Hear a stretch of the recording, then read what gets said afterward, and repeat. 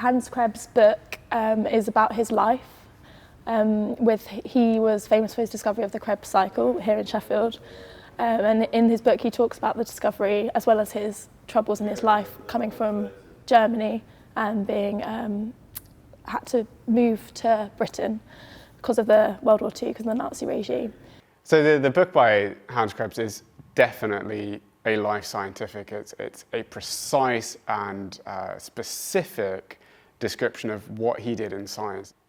It takes you into a world that most of us really can't comprehend now. How someone came through one of the most challenging periods in the history of mankind, that is the war in Europe, which led to the expulsion of Jews from Germany. And Krebs, of course, was at the heart of Germany, in Berlin, in the Warburg laboratory, where he was starting out on his journey to really unravel these mysteries of biological transformations. Krebs discusses a lot in his book about the idea of interfacial interdisciplinary research, and so I came from a chemistry background. I trained as a chemist, but then as I moved into my PhD and my doctorate studies, I started doing biological chemistry, and this is what Krebs was all about. He was using interdisciplinary skills to move the field forward. He began to recognise the value of surrounding himself by other talented scientists, so he began to build a centre of excellence in Sheffield, linking with the medical school during the war, being responsible, for example, for developing the standard British loaf to ensure that everyone was healthy during the challenging times of the war.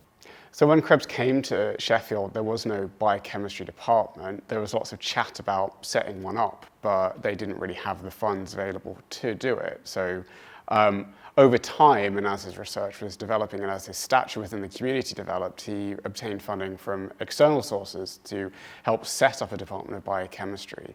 I was actually an undergraduate at the University of Sheffield studying biochemistry in the late 1970s, and like any other biochemist, if you didn't understand in complete depth the Krebs cycle, you really couldn't call yourself a biochemist.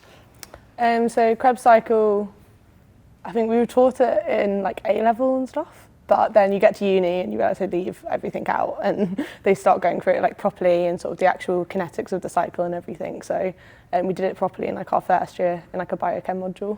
In basic terms, it's about the conversion of metabolites of glucose into energy in our bodies, and it was one of the first discoveries of a cycle in the body, and he actually got a Nobel Prize for it, so it was a very important discovery in terms of biochemistry. Krebs's influence on tying that together probably, in my view, puts him in the top 10 of the Nobel Prize winners. And it's quite interesting learning about it in terms of it's in all the textbooks and stuff, and then realising that he actually made the discovery in Sheffield, and played a massive part in developing the biochemistry department, because he was the first professor of the biochemistry department, and then it's now what it is today because he basically made it into that. I think, especially someone like Krebs, he's obviously had such a sort of complicated life, and he's had so many struggles and stuff, so I think in people who've gone through that sort of stuff it is really important, because you can see like what he's been through, what difficulties he's had to like get around and stuff, and he still managed to be probably one of like the most important people in science. So to sort of go through and read it, because obviously we don't learn that in our lectures and stuff, but like coming and reading the book about him and like seeing what he's had to go through is really important, and it does make you realise like he must have really liked science, like to go through all of that and still come to Sheffield and make such a big discovery.